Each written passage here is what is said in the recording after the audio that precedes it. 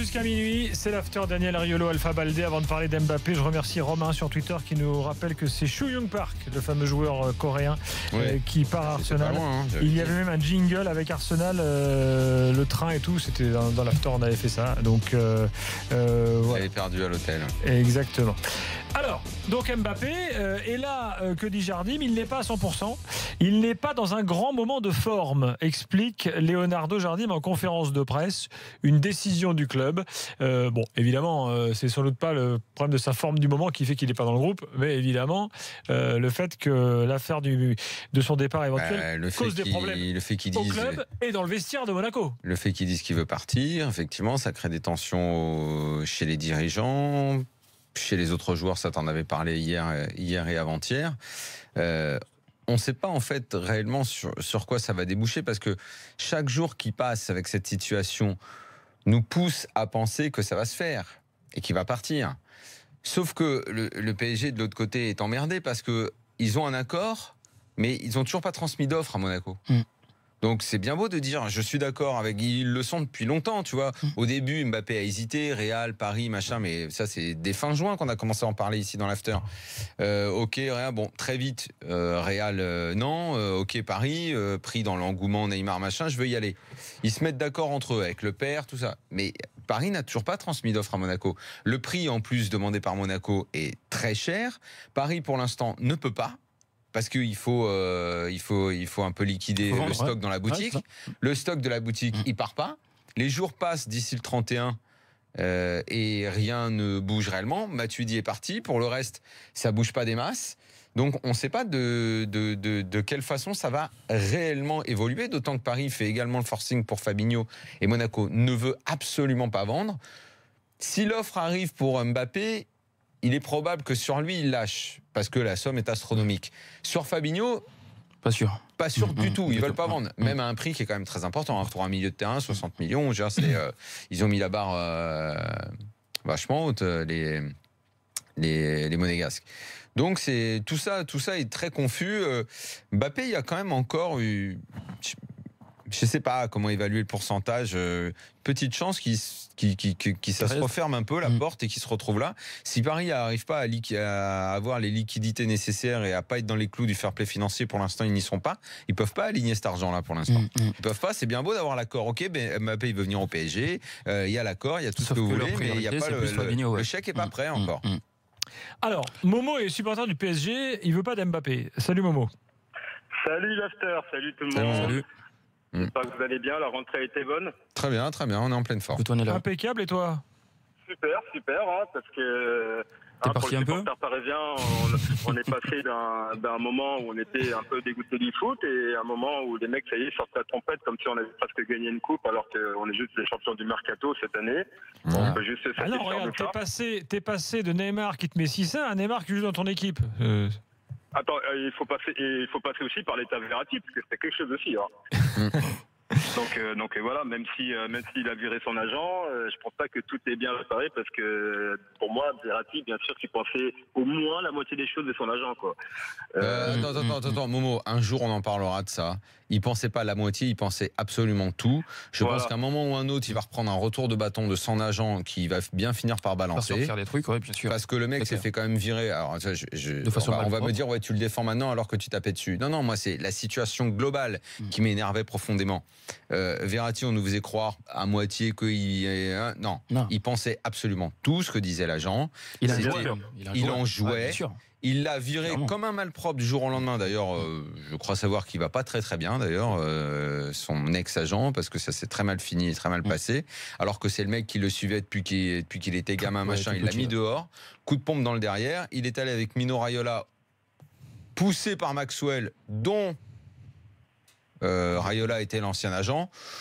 Tout ça respire ce qu'est le foot aujourd'hui et qui, par bien des aspects, ne me plaît pas beaucoup. Daniel, moi j'ai une question pour toi. Et Verratti, en tant que personne, je continue à émettre énormément de réserves sur ce personnage. Vas-y Momo, après on parlera d'Mbappé.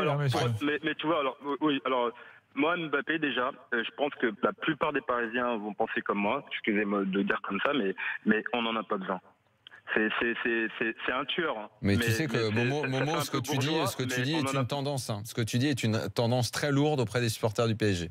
Mais c'est quand même, faut reconnaître que c'est quand même compliqué d'entendre ça quand tu vois le potentiel du gars. C'est étonnant. Ouais, ça fait un peu le gars, c'est un bourgeois. Oui, ça je peux m'en foutre. Mais le truc c'est que quand tu regardes dans l'histoire de la Ligue des Champions, pour moins ça, je veux dire, en somme technique sur le terrain, il n'y a pas besoin d'autant pour gagner une Ligue des Champions. Parce que imagine on se plante. Parce que là, si on prend Mbappé, on est presque obligé de gagner la Ligue des Champions. Non, mais déjà, tu prends Neymar, t'es dans l'obligation pratiquement. Tu te plains que même avec Neymar, tu vas t'en prendre plein retour, ça c'est sûr.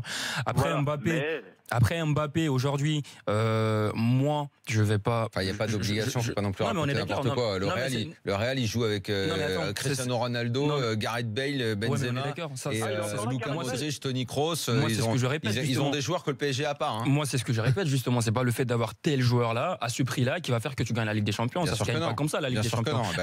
Là, en revanche, j'aime bien ce discours. L'année où Chelsea la gagne la Ligue des Champions, je pense qu'il faut voir le parcours. C'est l'année où ils ont l'équipe peut-être la moins séduisante. Exactement. Voilà, moi, c'est l'exemple là toujours que je prends. C'est pas effectivement comme ça qu'on gagne la Ligue des Champions. Ce que croient beaucoup de Parisiens avec l'arrivée de Neymar, par exemple. Moi, c'est justement pour ça que Neymar, je t'en on nous a vendu le truc, on l'a compris.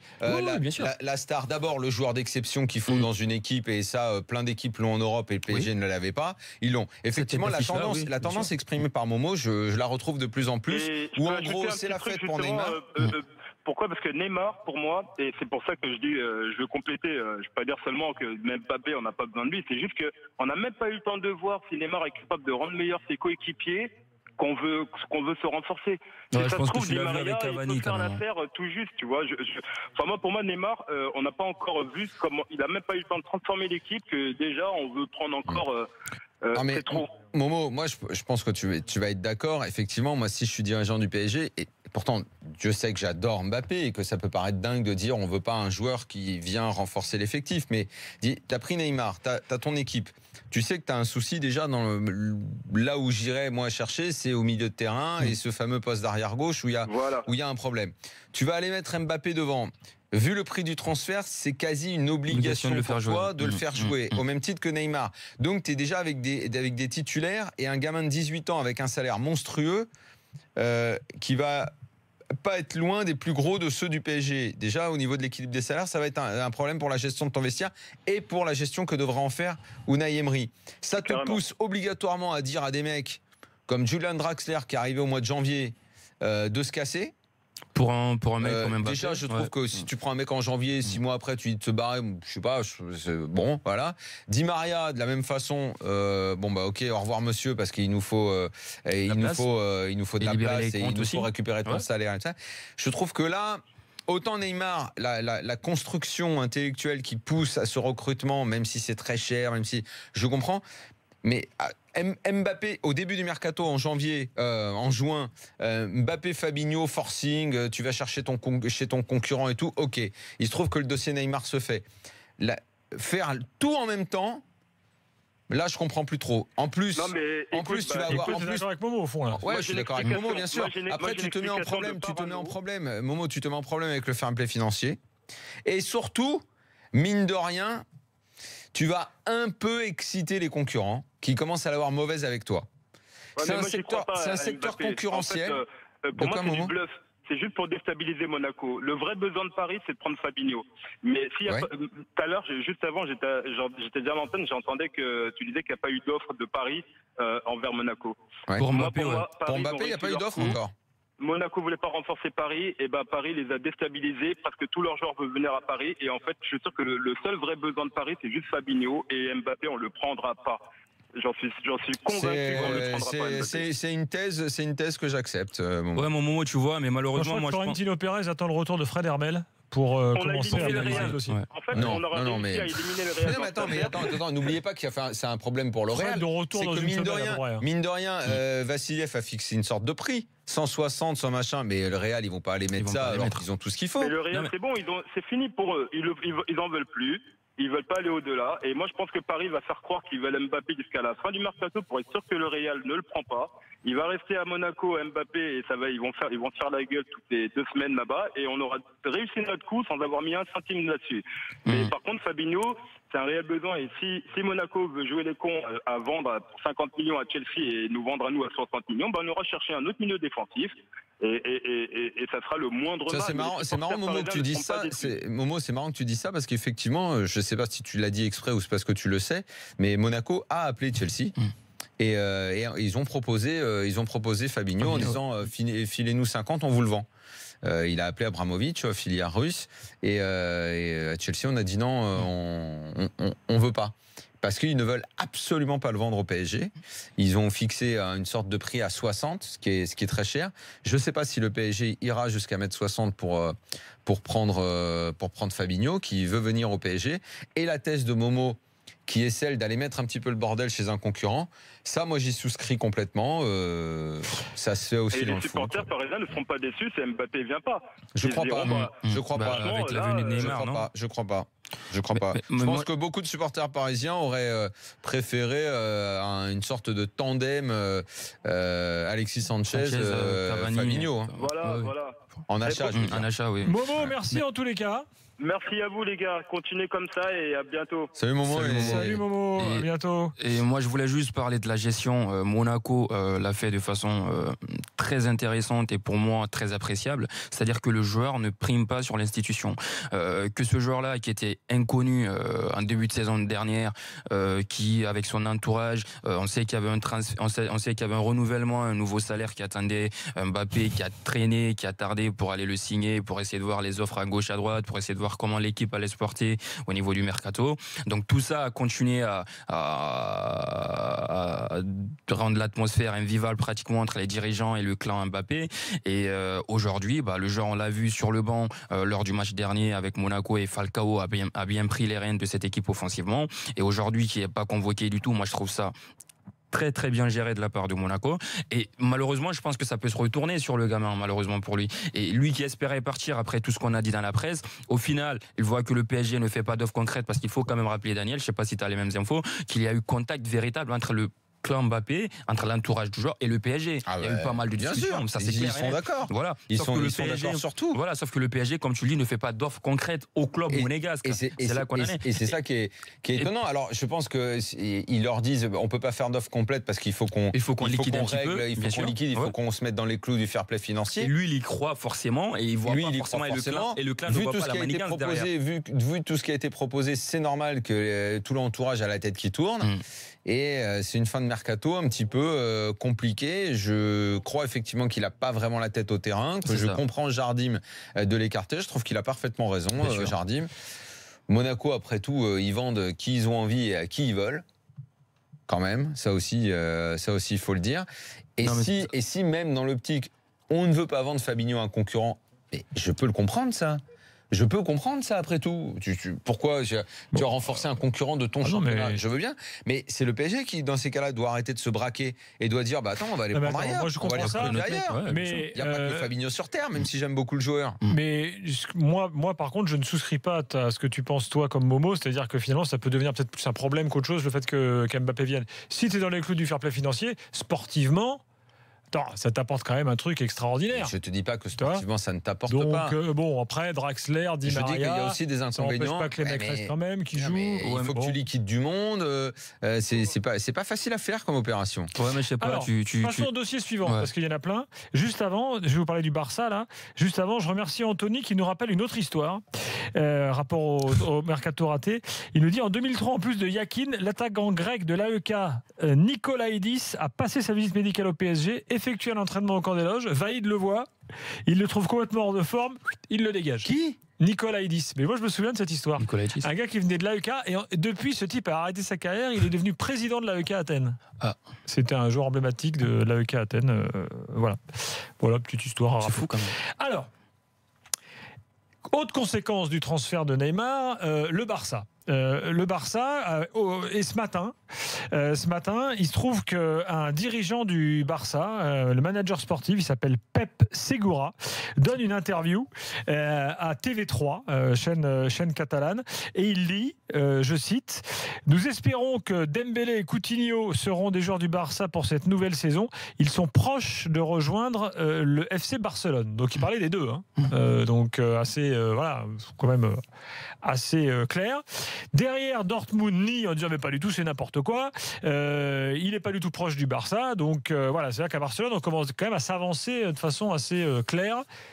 Et sur Dembélé et sur Coutinho. Donc en gros, ça représenterait après l'enveloppe qu'ils ont récupérée pour la vente de Neymar. Oui. Et ça ferait 2 très bons renforts. Coutinho qui est tout simplement étincelant avec Liverpool et s'est transformé depuis l'Inter de Milan pour ceux qui l'ont vu à ses débuts, et Dembélé qui un petit peu le profil style Neymar, c'est-à-dire un joueur un petit peu feu follet qui peut dribbler, qui apporte de la folie dans ton jeu offensif et qui pour moi poste pour poste que Dembélé aura un jour le niveau de Neymar. Non, le niveau c'est autre chose, on va voir l'évolution, il faut pas oublier qu'il est jeune non plus. Neymar à son âge, quand il était à Santos, il y avait également beaucoup de déchets dans son jeu, même s'il nous amusait bien, il y avait pas mal de déchets qu'il a réussi à changer, à bonifier quand il est venu au Barça.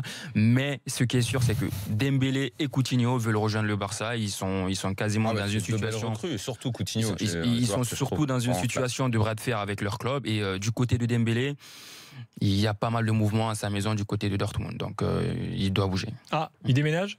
Il a déjà fait les cartons. Beaucoup d'affaires sont en train de bouger chez lui à Dortmund. C'est bon ça comme info. Ouais. Voilà, il a fait ses cartons le mec. Pendant ce temps-là, Suarez s'est blessé. Vous savez, hier très tard, lors de la Super Coupe d'Europe, il va rater 1 mois de compétition. Donc c'est distension ligament du genou droit. Le Barça va connaître une période un peu délicate. Alors, autre chose, Neymar. Bon, alors Neymar a fait de la cryogénie, voilà, sachez-le. Et Duprat est énervé. Comment ça, il a fait de la cryogénie ? Parce que c'est l'actu de Neymar, quoi. Tous les jours, il y a un truc. Un jour, il est à Ibiza, un jour, il s'en joue. C'est le truc que tu te mets dans le machin froid, là. Voilà. Mais même moi, je l'ai déjà fait, ce truc-là. Mais je l'ai déjà fait, ça. C'est extraordinaire. Moi aussi, je l'ai déjà fait. Et pourquoi c'est Duprat ? Je crois qu'on l'a fait au même endroit. On s'est pris pour des grands sportifs quand on l'a fait. Alors, Duprat, en fait, il en a marre qu'on lui pose des questions sur Neymar. Écoutez. C'est vous qui vous focalisez sur Neymar, parce que jusqu'à preuve du contraire, je vous ai jamais dit que nous allions disputer un match de Ligue 1 Neymar-TFC. Voilà. Donc, focalisez-vous si ça vous chante. Quant à moi, ça fait bien longtemps que je sais, en tout cas depuis l'arrivée de Neymar, que contre Paris Saint-Germain, il va falloir compter avec lui, bien sûr, mais aussi avec tous les autres joueurs du Paris Saint-Germain. Moi, j'observe que Neymar coûte très cher, puisque ça doit être 10 ans de budget du TFC et plus. Pour parler de Neymar, le gars, il transpire quand même de fou là, non ? Je sais pas si c'est la question. Il était un peu tendu. Alors là, franchement, je suis d'accord avec lui. Je trouve que l'obsession là, c'est un peu relou. T'as le mec parce que PSG Toulouse, dimanche soir. Oui, mais enfin le mec immédiatement on bombarde. Chaque joueur qui vient en conférence de presse, même sur un match qui est pas PSG, Neymar et tout, c'est bon quoi. Ça va. Au bout d'un moment, on arrête. Non, on arrête, on le regarde jouer, on se régale quand il joue bien. Et puis. Ouais, mais bon, Daniel, c'est quand même une méga star qui vient. Non, mais d'accord, mais tu vois pas à chaque fois. L'autre il vient, Neymar, qu'est-ce que vous allez faire ?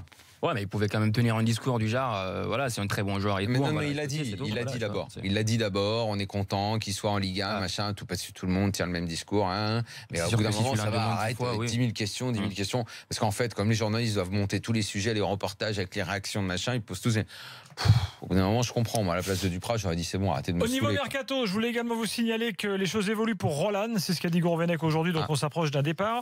Vous signalez que Verratti, après un match de Roland, suspension. Il n'y a pas un club de Ligue 1 qui peut t'intéresser par ce mec-là, c'est quand même pas une pipe, Roland, quoi. Je comprends pas. Moi, pareil. Mais peut-être qu'il est exigeant aussi en salaire, je sais pas. Commission de discipline ce soir. Verratti suspendu pour la réception de Saint-Etienne le 25 août. Commission de discipline avec ou sans Monsieur Deneux, il est rentré de vacances Je ne sais pas. Mike Maignan. Il avait une tête bronzée, Monsieur Deneux. Mike Maignan, pour son petit ballon dans la tête de Cornier, a pris 2 matchs de suspension. Et puis Bastia a trouvé un entraîneur pour la Nationale 3, il s'appelle Stéphane Rossi. Ouais. Il a été l'entraîneur du CA Bastia déjà. Donc avec Oscaro aux manettes. C'est un local. Voilà. Et puis à Montpellier, il y a tellement pas de monde au stade qu'on a décidé de réduire la capacité du stade. Il y a des gens qui veulent augmenter leur capacité. À Montpellier, on réduit. À Montpellier, c'est de 5 000 places, on est passé de 27 000 à 22 000 pour cette saison. Il y a une des tribunes du stade qui restera fermée toute la saison, quoi qu'il arrive. Ah ouais, même quand le PSG va venir, parce que ça va être le moment quand le PSG et l'OM viennent qu'il y a du monde, quoi. Bah écoute, peut-être que ça fait des efforts des économies de sécurité par ailleurs. Ouais, bon, c'est fini, un partout entre Domzalé et Marseille. Demain soir, l'after sera là dès la fin de Metz-Toulouse. Donc, non, de Metz-Monaco. De Metz-Toulouse. C'est Duprat qui m'a. Metz-Monaco demain soir, bien sûr. Bonne nuit à tous et à demain. Salut.